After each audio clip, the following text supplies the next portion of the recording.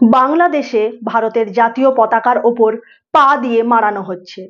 বাংলাদেশে সংখ্যালঘু হিন্দু সম্প্রদায়ের ওপর রিলিজিয়াস পারসিকিউশন চলছে।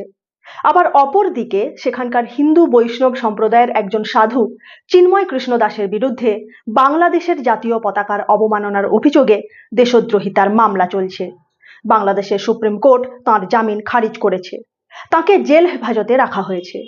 তবে তাঁর মুক্তির দাবিতে সেখানকার হিন্দু সংগঠনগুলির আহ্বানে বিপুল সংখ্যক সংখ্যালঘু সম্প্রদায়ভুক্ত মানুষ ঢাকা ও চট্টগ্রামের বিভিন্ন স্থানে বিক্ষোভ প্রদর্শন, অবরোধ এবং মিছিল করতে শুরু করেন। অপরদিকে দেশ বিরোধী কাজে যুক্ত থাকার অভিযোগ তুলে হিন্দু বৈষ্ণব অর্গানাইজেশন ইসকনকে বাংলাদেশে ব্যান করার দাবি করছে সেখানকার বিভিন্ন রাজনৈতিক দল ও মুসলিম সংগঠনগুলি। তাদের অভিযোগ, ইসকনের সদস্য হিন্দু বিক্ষোভকারীরা মিলে সাইফুল ইসলাম আলিফ নামে এক আইনজীবীকে পিটিয়ে এবং কুপিয়ে হত্যা করেছে। আর এই সব ঘটনাকে কেন্দ্র করে বাংলাদেশের পরিস্থিতি বর্তমানে বলা যেতে পারে প্রায় অগ্নিগর্ভ হয়ে উঠেছে।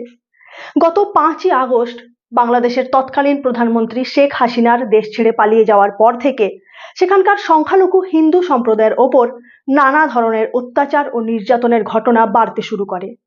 একটার পর একটা হিন্দু মন্দিরে ভাঙচুর, লুটপাট, অগ্নিসংযোগ, হিন্দুদের ঘরবাড়ি পুড়িয়ে দেওয়া, হুমকি, শারীরিক নিগ্রহ, এমনকি হত্যার মতো বহু ঘটনা পুরো বাংলাদেশ জুড়ে ঘটছে।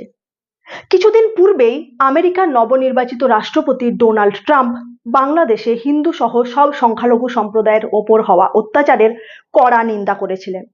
আর মাত্র দুদিন আগে ব্রিটেনের দুজন সাংসদও ব্রিটেনের পার্লামেন্টে দাঁড়িয়ে সংখ্যালঘুদের ওপর চলতে থাকা অত্যাচার এবং ইসকনকে ব্যানের যে দাবি উঠছে বাংলাদেশে সেসবের যথেষ্ট নিন্দা করেছেন। ভারতের বিদেশ মন্ত্রকের তরফ থেকেও এই পুরো বিষয় নিয়ে যথেষ্ট উদ্বেগ প্রকাশ করা হয়েছে। তবে বাংলাদেশ সরকার এই সমস্ত ঘটনাকে মিডিয়ার এক্সাজারেশন বলেই অভিহিত করছে। কিন্তু বাংলাদেশে আসলে কি চলছে? সেখানকার সংখ্যালঘু হিন্দুদের ওপর সত্যিই কি রিলিজিয়াস পারসিকিউশন হচ্ছে? পরিসংখ্যান কি বলছে? সত্যিই কি বাংলাদেশে হিন্দু হওয়া অপরাধ? এ সমস্ত কিছু নিয়ে বিস্তারিত আলোচনা করব এই পর্বে। নমস্কার, আমি অন্তরা, আর আপনারা দেখছেন ইনসাইট।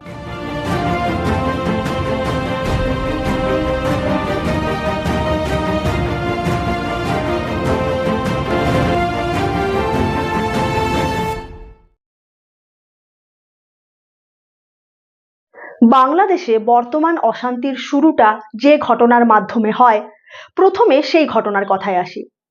গত 30শে অক্টোবর সম্মিলিত সনাতন জাগরণ জোটের মুখপাত্র চিন্ময় কৃষ্ণ দাস সহ 19 জনের বিরুদ্ধে চট্টগ্রামের কোতোয়ালি পুলিশ স্টেশনে সেডিশন অর্থাৎ দেশদ্রোহিতার কেস রুজু করা হয়। এই কেস রুজু করেন চট্টগ্রামের বিএনপি লিডার ফিরোজ খান। চিন্ময় কৃষ্ণ দাসের বিরুদ্ধে অভিযোগ যে তিনি সহ যে 19 জনের বিরুদ্ধে কেস করা হয়েছে তারা সবাই মিলে বাংলাদেশের জাতীয় পতাকার অবমাননা করেছেন। অভিযোগ করা হচ্ছে যে গত 25শে অক্টোবর তারিখে চট্টগ্রামের 0 পয়েন্টে লাগানো বাংলাদেশের জাতীয় পতাকার ওপরে তাঁরা সনাতনীদের গেরুয়া ঝান্ডা লাগিয়েছিলেন। অর্থাৎ যেখানে দেশের জাতীয় পতাকা সব থেকে উঁচুতে থাকার কথা, সেখানে চিন্ময় কৃষ্ণ দাস ও বাকিরা গেরুয়া ঝান্ডা জাতীয় পতাকার থেকে উঁচুতে লাগিয়েছিলেন। এটাই হচ্ছে অভিযোগ। যদিও এই কেসের যিনি অভিযোগকর্তা বিএনপি লিডার ফিরোজ খান, তাকে কিছুদিন পূর্বেই বিএনপি পার্টির তরফ থেকে পার্টি থেকে বহিষ্কার করা হয়েছে, কারণ তিনি পার্টিকে না জানিয়ে এই কেস ফাইল করেছিলেন। তবে তাঁর করা ওই কেসের ভিত্তিতেই গত 25শে নভেম্বর তারিখে ঢাকার হজরত শাহজালাল ইন্টারন্যাশনাল এয়ারপোর্ট থেকে চিন্ময় কৃষ্ণ দাসকে গ্রেফতার করে ঢাকা মেট্রোপলিটন পুলিশের ডিটেকটিভ ব্রাঞ্চ। পরের দিন অর্থাৎ 26শে নভেম্বর চট্টগ্রাম মেট্রোপলিটন ম্যাজিস্ট্রেট কোর্টে চিন্ময় কৃষ্ণ দাসকে পেশ করা হলে বিচারক কাজী শরীফুল ইসলাম তাঁর জামিনের আবেদন খারিজ করেন। বর্তমানে তিনি জেল হেফাজতে রয়েছেন। আর এই রায় শোনার পর চিন্ময় কৃষ্ণ দাসের অনুগামীরা সহ বিশাল জনতা রাস্তা অবরোধ করে দেয়।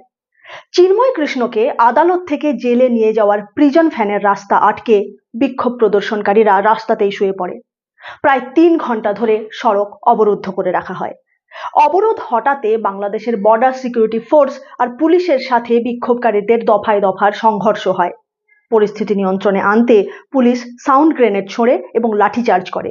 বিভিন্ন বাংলাদেশি সংবাদ মাধ্যম সূত্রে জানা যাচ্ছে যে এই সময় assistant public prosecutor Saiful Islam আলিফকে ঘিরে ধরে পিটিয়ে এবং কুপিয়ে তাকে হত্যা করে কয়েকজন অস্ত্রধারী যুবক। অবশ্য বেশ কয়েকটি সংবাদ মাধ্যমে এই ঘটনা নিয়ে কিছু ভুল তথ্য পরিবেশিত হয়। সেগুলিতে বলা হয় সাইফুল ইসলাম চিন্ময় কৃষ্ণ দাসের হয়ে মামলা লড়ছিলেন, তাই তাকে অস্ত্রধারী কিছু মুসলিম ব্যক্তি হত্যা করেছে। যদিও সাইফুল ইসলাম ছিলেন সরকার নিয়োজিত অ্যাসিস্ট্যান্ট পাবলিক প্রসিকিউটর। পুলিশ সাথে সাথে এই হত্যার তদন্ত শুরু করে। ঘটনার দিনই রাত থেকে ব্যাপক পুলিশি ধরপাকড় শুরু হয়, আর পরবর্তী দুদিনের মধ্যে ঘটনার সাথে যুক্ত থাকার অভিযোগে ৩৮ জনকে গ্রেফতার করা হয়, যাদের মধ্যে বেশিরভাগই সংখ্যালঘু হিন্দু সম্প্রদায়ভুক্ত।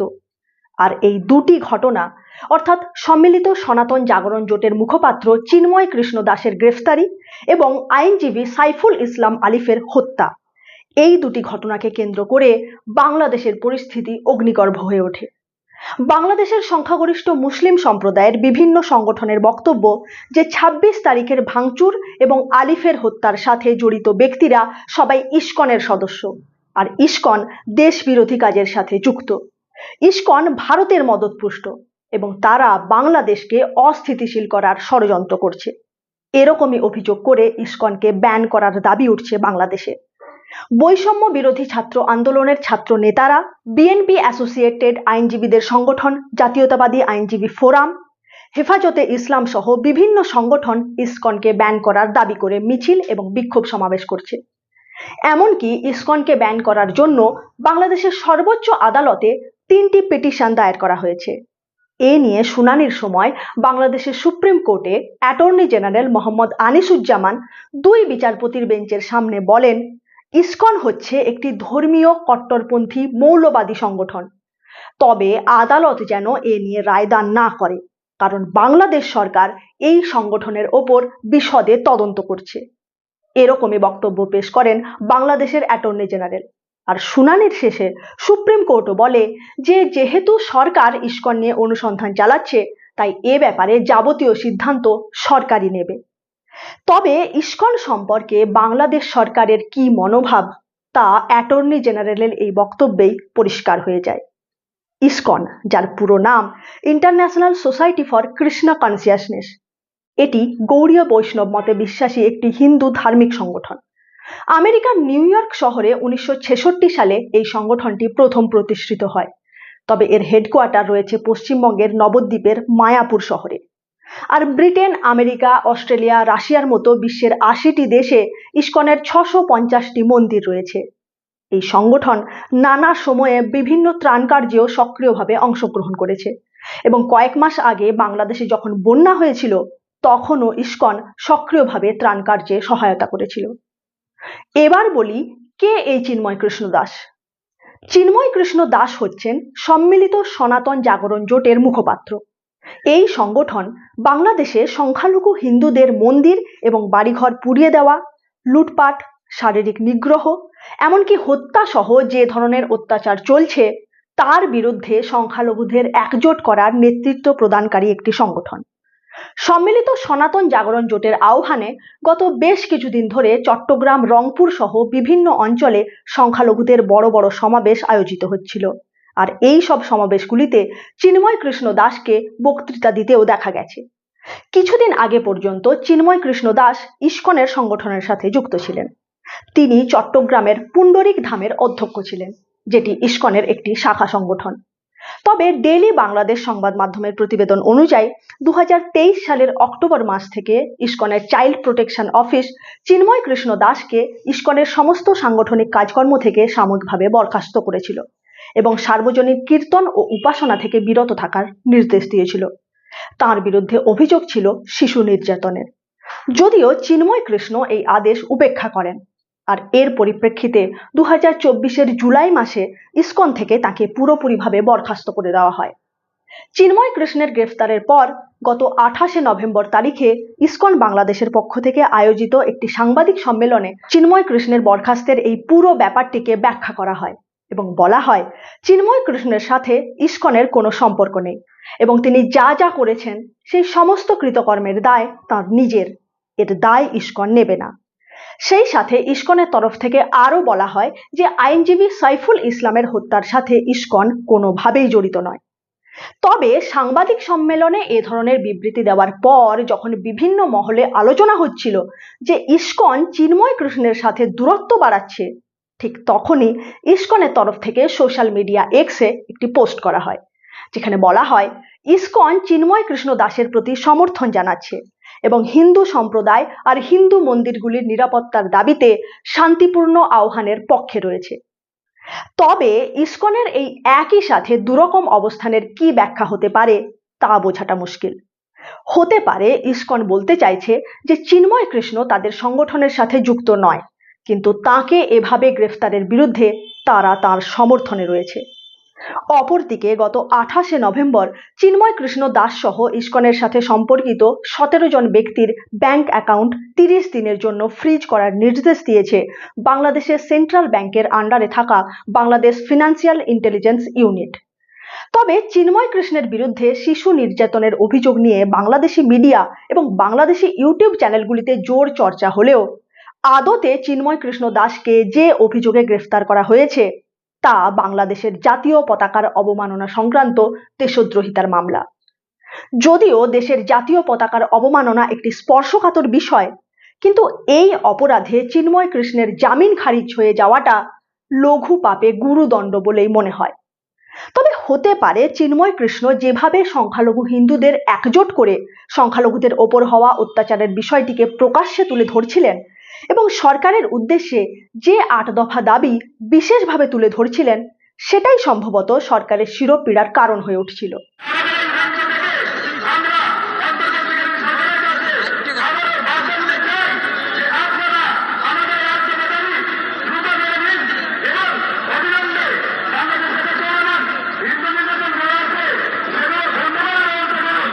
আর তাই তার বিরুদ্ধে 1.5 মাস আগেকার একটি অভিযোগকে সামনে রেখে তাকে গ্রেফতার করা হয়েছে।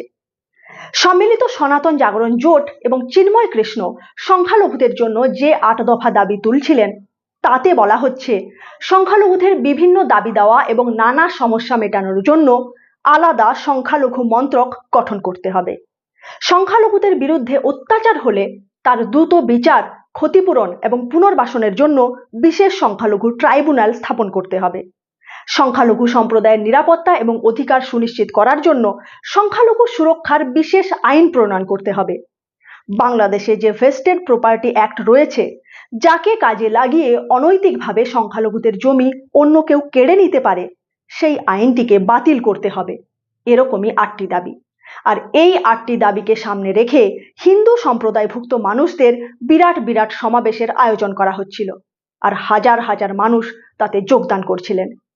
সেরকমই গত 1 নভেম্বর তারিখে বাংলাদেশের একটি প্রভাবশালী সংখ্যালঘু সংগঠন বাংলাদেশ হিন্দু বুদ্ধিস্ট খ্রিস্টান ইউনিটি কাউন্সিল সহ আরও কয়েকটি সংখ্যালঘু সংগঠনের ডাকে 30,000-এরও বেশি সংখ্যালঘু মানুষ চট্টগ্রামে জমায়েত করেন।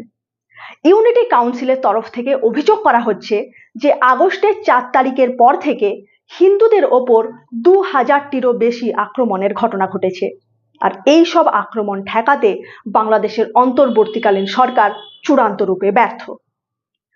বাংলাদেশে ঘটে চলা এই সমস্ত ঘটনার পরিপ্রেক্ষিতে গত 26শে নভেম্বর ভারতের বিদেশ মন্ত্রকের তরফ থেকে বিবৃতি প্রকাশ করে বলা হয়েছে বাংলাদেশ সম্মিলিত জাগরণ জোটের মুখপাত্র চিন্ময় কৃষ্ণ দাসের গ্রেফতারি এবং জামিন খারিজ হয়ে যাওয়ার ব্যাপারটিতে ভারত গভীরভাবে উদ্বিগ্ন। বিদেশ মন্ত্রকের পক্ষ থেকে আরও বলা হয়েছে বহুবার সংখ্যালঘু সম্প্রদায়ের ওপর হামলার ঘটনায় দোষীদের বিরুদ্ধে কোনো ব্যবস্থা নেওয়া হয়নি, অথচ একটি শান্তিপূর্ণ সমাবেশে ন্যায্য দাবি তোলায় ধর্মীয় নেতার বিরুদ্ধে অভিযোগ আনা হয়েছে। এটি অত্যন্ত দুর্ভাগ্যজনক। তবে ভারতের এই বিবৃতির পর বাংলাদেশের বিদেশ মন্ত্রক পাল্টা বিবৃতি প্রকাশ করেছে যে এই বিষয়টি বাংলাদেশের আভ্যন্তরীণ বিষয় এবং এতে ভারতের হস্তক্ষেপে দুই দেশের মধ্যে বন্ধুত্বপূর্ণ এবং বোঝাপড়ার সম্পর্ক নষ্ট হবে। নির্দিষ্ট অভিযোগের ভিত্তিতেই চিন্ময় কৃষ্ণ দাসকে গ্রেফতার করা হয়েছে, আর সংখ্যালঘু সহ বাংলাদেশের সকল নাগরিকদের সুরক্ষা এবং নিরাপত্তা নিশ্চিত করাটা বাংলাদেশ সরকারের দায়িত্ব। এটা বাংলাদেশের তরফ থেকে বলা হয়েছে। তবে শুধু ভারতই বাংলাদেশের ঘটনায় উদ্বেগ প্রকাশ করছে তা নয়, এ নিয়ে ব্রিটেনের পার্লামেন্টেও আলোচনা হচ্ছে। ইউনাইটেড কিংডমের পার্লামেন্টের একজন সদস্য বব ব্ল্যাকম্যান বাংলাদেশের সংখ্যালঘু হিন্দুদের ওপর হওয়া অত্যাচারের চরম নিন্দা করেছেন।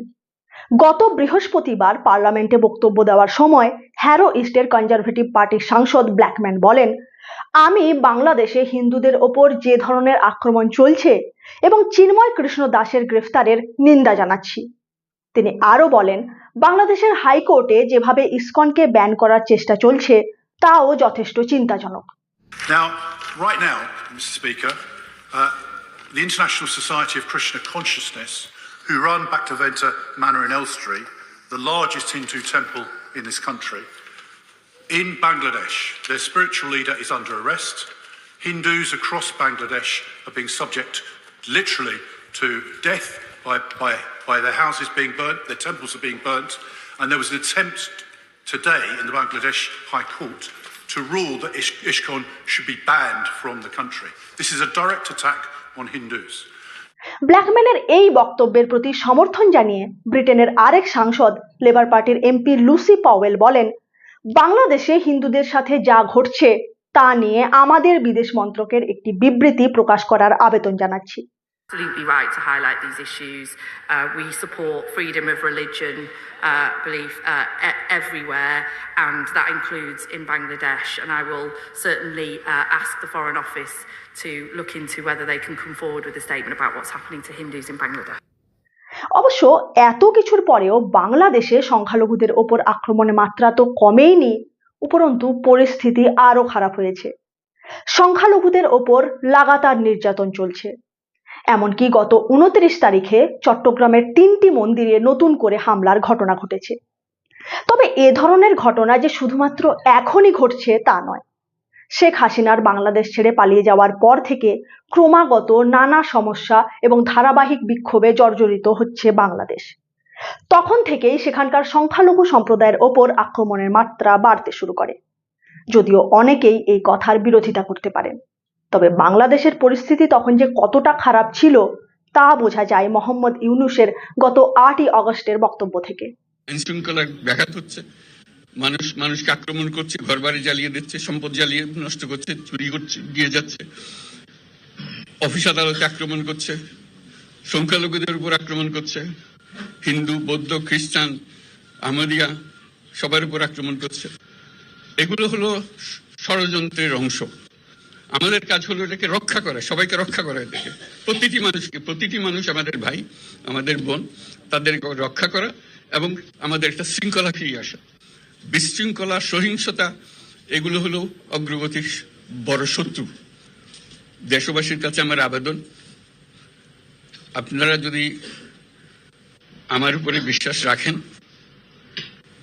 আমার উপরে ভরসা রাখেন, তাহলে নিশ্চিত করেন যে দেশে কোনো জায়গায় কারো উপরে হামলা হবে না। এটা আমাদের প্রথম দায়িত্ব। এটা যদি আমি করতে না পারি, এটা আমার কথা যদি না শোনেন আপনারা, তাহলে আমার প্রয়োজন এখানে নাই, আমাকে বিদায় দেন। সেই থেকে এই নির্যাতন প্রতিনিয়ত চলছে। যদিও মোহাম্মদ ইউনূস সহ অন্তর্বর্তীকালীন সরকারের অনেকেই বলছেন হিন্দুদের বিরুদ্ধে এই আক্রমণ ধর্মীয় কারণে নয়, বরং তার কারণ রাজনৈতিক। তাদের দাবি যে পুরো দেশ জুড়ে আওয়ামী লীগের বিরুদ্ধে যে অসন্তোষ পুঞ্জীভূত হয়েছিল শেখ হাসিনার দেশত্যাগের পর, সেই অসন্তোষের কারণে বিভিন্ন আওয়ামী লীগ নেতার ওপর বা তাদের বাড়িতে উত্তেজিত জনতা যেরকম আক্রমণ চালিয়েছিল, ঠিক সেরকমই হিন্দু সম্প্রদায়ের মধ্যে যারা যারা আওয়ামী লীগ ঘনিষ্ঠ বলে পরিচিত, বেছে বেছে তাদের ওপরেই বা তাদের বাড়িতেই হামলা হয়েছে। ফলে এটি রাজনৈতিক আক্রমণ, ধর্মীয় পরিচয়ের কারণে আক্রমণ নয়। কিন্তু তাদের এই যুক্তি নস্যাৎ হয়ে যায় যখন একটার পর একটা মন্দিরে হামলা হতে শুরু করে। মন্দিরে হামলা তো পলিটিক্যাল কারণে হতে পারে না। বাংলাদেশ হিন্দু বৌদ্ধ খ্রিস্টান ঐক্য পরিষদের দেওয়া পরিসংখ্যান অনুযায়ী 5ই আগস্টের পরের মাত্র 3 দিনের মধ্যে অন্ততপক্ষে 29টি জেলায় সংখ্যালঘুদের বাড়িঘর, দোকান, ব্যবসায়িক প্রতিষ্ঠান, মন্দির এবং অন্যান্য উপাসনাস্থলে ভাঙচুর, লুটপাট আর অগ্নিসংযোগের বহু ঘটনা ঘটেছে। অন্তর্বর্তীকালীন সরকারের প্রধান হিসেবে মোহাম্মদ ইউনূস শান্তি ও সম্প্রীতির কথা বললেও কার্যক্ষেত্রে দেখা যাচ্ছে সংখ্যালঘুদের নিরাপত্তা দিতে সরকার চূড়ান্ত রূপে ব্যর্থ। তবে এই কথাটিও মাথায় রাখা দরকার যে বাংলাদেশে সংখ্যালঘুদের অবস্থা হাসিনার দেশ ছেড়ে চলে যাওয়ার সাথে সাথেই হঠাৎ করে খারাপ হতে শুরু করেনি, বরং ভালোভাবে খতিয়ে দেখলে পরিষ্কারভাবে বোঝা যাবে যে বাংলাদেশে মাইনরিটি পারসিকিউশনের এই ব্যাপারটা চলে আসছে দেশভাগের সময় থেকেই। এই পুরো বিষয়টি ভালোভাবে বোঝা যায় ঢাকা ইউনিভার্সিটির প্রফেসর এবং বিশিষ্ট অর্থনীতিবিদ আবুল বরকতের করা দীর্ঘ 30 বছরের গবেষণাপত্র থেকে। এই গবেষণাপত্রটি 2016 সালে একটি বইয়ের আকারে প্রকাশিত হয়েছিল, যার নাম political economy of reforming agriculture land water bodies in Bangladesh. এই বইতে 1964 থেকে 2013 সাল পর্যন্ত এই 49 বছরে বাংলাদেশের সংখ্যালঘু হিন্দুদের দেশ ছেড়ে অন্যত্র পালিয়ে যাওয়ার দীর্ঘ পরিসংখ্যান দেওয়া রয়েছে। লেখক আবুল বরকত এ নিয়ে দীর্ঘ 30 বছর ধরে রিসার্চ করেছেন এবং সেই রিসার্চের মাধ্যমে তিনি যে তথ্য জোগাড় করেছেন তা থেকে দেখা যাচ্ছে 1964 থেকে 2013 সালের মধ্যে, অর্থাৎ এই 49 বছরে ধর্মীয় নিপীড়ন এবং ডিসক্রিমিনেশনের কারণে 1,13,00,000 হিন্দু বাংলাদেশ ছেড়ে পালিয়ে গেছে। এই সংখ্যার গড় করলে দেখা যাবে প্রতিদিন গড়ে 632 জন এবং প্রতি বছর গড়ে 2,30,612 জন সংখ্যালঘু হিন্দু বাংলাদেশ ছেড়ে পালাতে বাধ্য হয়েছে। লেখক আবুল বরকত তার বইতে পরিষ্কারভাবে দেখাচ্ছেন যে মুক্তিযুদ্ধের আগে, অর্থাৎ 1971 সালের আগে যখন বাংলাদেশ পূর্ব পাকিস্তান ছিল, তখন হিন্দুদের পালানোর হার ছিল প্রতিদিন গড়ে 705। মুক্তিযুদ্ধের পরের 20 বছরে এই সংখ্যাটা খানিকটা কমলেও 1991 থেকে 2012 সাল পর্যন্ত এই 21 বছর টাইম স্প্যানে সংখ্যালঘু হিন্দুদের দেশ ছেড়ে পালানোর সংখ্যা পুনরায় উল্লেখযোগ্য হারে বেড়েছে। লেখকের দেওয়া পরিসংখ্যান থেকে দেখা যাচ্ছে 1991 থেকে 2001 পর্যন্ত এই 10 বছরে পালানোর সংখ্যা বেড়ে হয়েছে প্রতিদিন গড়ে 767 জন, আর 2001 থেকে 2012 সালে অর্থাৎ পরবর্তী 11 বছরে এই সংখ্যা আরো বেড়ে হয়েছে প্রতিদিন গড়ে 774 জন। আর এই পলায়নরত জনসংখ্যার বেশিরভাগটাই আশ্রয় পাওয়ার জন্য সীমান্ত পেরিয়ে ভারতে ঢুকে পড়ছে, আর এই ইলিগ্যাল ইমিগ্রেশনের জন্য আসাম, ত্রিপুরা, পশ্চিমবঙ্গের মতো ভারতের সীমান্তবর্তী রাজ্যগুলির পপুলেশন ডেমোগ্রাফি চেঞ্জ হয়ে যাচ্ছে। আর এই সবই হচ্ছে বাংলাদেশে হিন্দুদের রিলিজিয়াস পারসিকিউশনের জন্য। অর্থনীতিবিদ আবুল বরকত তার বইতে লিখেছেন যে বাংলাদেশের সংখ্যালঘু হিন্দু জনসংখ্যা এভাবেই যদি রিলিজিয়াস পারসিকিউশন এবং ডিসক্রিমিনেশনের কারণে দেশ ছেড়ে পালিয়ে যেতে থাকে, তাহলে পরবর্তী 30 বছরে বাংলাদেশে আর কোনো হিন্দু অবশিষ্ট থাকবে না। আর এই ব্যাপারটা বছর বছর কমতে থাকা বাংলাদেশের হিন্দু পপুলেশনের পার্সেন্টেজের দিকে নজর দিলেই পরিষ্কার হয়ে যায়। দেশভাগের পূর্বে 1941 সালে বর্তমান যেখানে বাংলাদেশ, সেই পুরো অঞ্চলে হিন্দুদের সংখ্যা ছিল মোট জনসংখ্যার 28%। বাংলাদেশের স্বাধীনতার পর 1974 সালে সেই সংখ্যাটা কমে হয় 13.5%। আর 2022-এর জনগণনা অনুযায়ী বাংলাদেশের হিন্দু জনসংখ্যা হচ্ছে সেখানকার মোট পপুলেশনের মাত্র 7.9%। অর্থাৎ সময়ের সাথে সাথে জনসংখ্যা যেখানে বাড়তে থাকে, সেখানে বাংলাদেশের হিন্দু সম্প্রদায়ের জনসংখ্যা উল্লেখযোগ্যভাবে কমেছে। ফলে সমস্যা যে কিছু একটা রয়েছে তাতে কোনো সন্দেহ থাকা উচিত নয়। যদিও বাংলাদেশের সংবিধান এবং অন্যান্য আইনগুলি বলে যে সব ধর্মকেই সুরক্ষা দিতে হবে এবং ধার্মিক স্বাধীনতা যেন বজায় থাকে সরকারকে তা নিশ্চিত করতে হবে, কিন্তু তারপরেও বাংলাদেশের হিন্দু ধর্মাবলম্বী মানুষদের যথেষ্ট নিরাপত্তা এবং আশ্বাস সরকার দিতে ব্যর্থ। আর এই ব্যর্থতার দায় বাংলাদেশের সব সরকারেরই। এই বছরই বাংলাদেশের দুটি research organisation, the centre for alternatives এবং বাংলাদেশ পিস অবজারভেটরি, একটি রিপোর্ট প্রকাশ করেছে, যেখানে বলা হচ্ছে বাংলাদেশের ধর্মীয় সংখ্যালঘুদের ওপর যে সমস্ত হিংসার ঘটনা ঘটে তার 70%ই ঘটে জমির জন্য। বাংলাদেশে একটি আইন রয়েছে যার নাম ভেস্টেড প্রপার্টি অ্যাক্ট, যেটি 1974 সাল থেকে কার্যকর করা হয়েছিল। এই আইনের বলে সরকার সেই সমস্ত জমি দখল করে নিতে পারবে যে জমির মালিকরা কোনো না কোনো ভাবে সরকারের শত্রু হিসেবে বিবেচিত হবে। 1971-এর মুক্তিযুদ্ধের আগে যখন বাংলাদেশ পূর্ব পাকিস্তান ছিল, তখন পাকিস্তান সরকার একটি আইন পাশ করেছিল যার নাম এনিমি প্রপার্টি অ্যাক্ট। 1965 সালে ভারত পাকিস্তান যুদ্ধের সময় লাগু হওয়া এই আইনের মাধ্যমে পাকিস্তান সরকার সেই সমস্ত ব্যক্তিদের জমি সিজ করে নিত যারা পাকিস্তান থেকে ভারতে পালিয়ে এসেছিল। আর এই পালিয়ে যাওয়া মানুষদের মধ্যে সংখ্যাগরিষ্ঠ ছিল হিন্দু সম্প্রদায়ভুক্ত মানুষ, যারা পূর্ব পাকিস্তান অর্থাৎ বর্তমানের বাংলাদেশ থেকে ভারতে পালিয়ে এসেছিল। স্বাধীন বাংলাদেশ গঠনের পর এনিমি প্রপার্টি অ্যাক্ট নামক এই আইনটিকেই ভেস্টেড প্রপার্টি অ্যাক্ট নামক নতুন নাম দিয়ে বাংলাদেশে কার্যকর করা হয়। আর এই আইনটি বাংলাদেশের সবচেয়ে অপপ্রয়োগ হওয়া আইন। অধিকাংশ সময়ে এই আইনটিকে ব্যবহার করেই বিভিন্ন রাজনৈতিক দলের সাথে যুক্ত প্রভাবশালী ব্যক্তিরা বাংলাদেশের সংখ্যালঘু সম্প্রদায়ের জমিগুলি দখল করে নিয়েছে।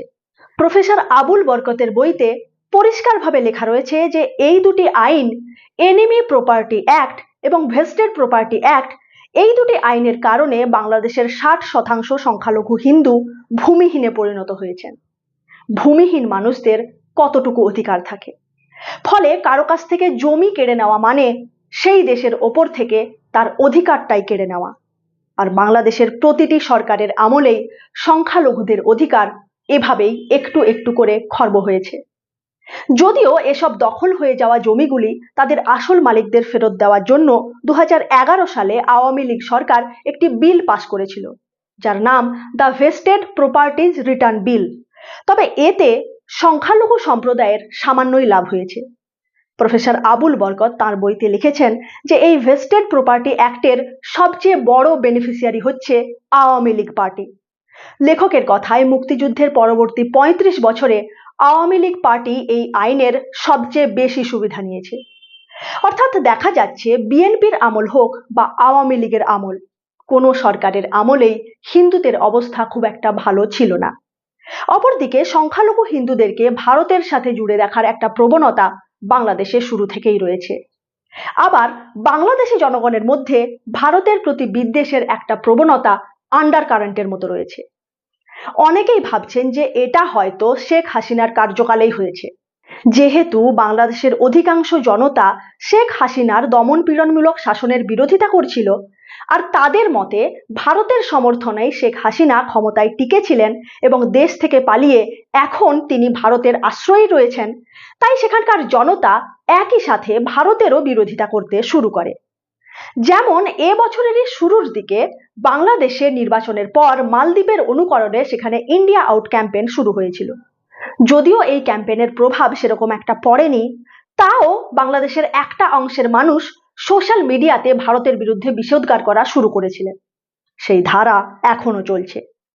তবে এই ভারত বিরোধিতা সেন্টিমেন্ট বাংলাদেশের স্বাধীনতার সময় থেকেই ছিল, কারণ স্বাধীনতার পূর্বে বাংলাদেশ পাকিস্তানের একটা অংশ ছিল। 1971-এ পাকিস্তান ও বাংলাদেশ আলাদা হয়ে যাওয়ার পরেও সেখানকার একটা অংশের মানুষ পাকিস্তানেরই সমর্থক ছিলেন। তারা পাকিস্তান থেকে আলাদা হতে চাইছিলেন না, আর তাঁরাই পাকিস্তানের তীব্র ভারত বিদ্বেষী মনোভাবকে নিজেদের মধ্যে সযত্নে লালন পালন করে চলেছেন। তাঁরা বাংলাদেশের কট্টরপন্থী সংগঠন এবং রাজনৈতিক দলগুলির সংগঠক আর সমর্থক। হিন্দু বিদ্বেষ আর ভারত বিদ্বেষ তাঁদের এজেন্ডার মধ্যেই পড়ে। তাঁরাই মাঝে মাঝে দাবি তুলতে থাকেন বাংলাদেশের জাতীয় সঙ্গীত আমার সোনার বাংলাকে বদলে ফেলার, কারণ যেহেতু এটা রবীন্দ্রনাথ ঠাকুরের লেখা, আর রবীন্দ্রনাথ ঠাকুর একজন ভারতীয়। অপরদিকে দেখুন 2016 সালে বাংলাদেশের ক্লাস 6-এর বই থেকে রবীন্দ্রনাথের বিখ্যাত কবিতা আজই বাংলাদেশের হৃদয় হতেকে বাদ দিয়ে দেওয়া হয়।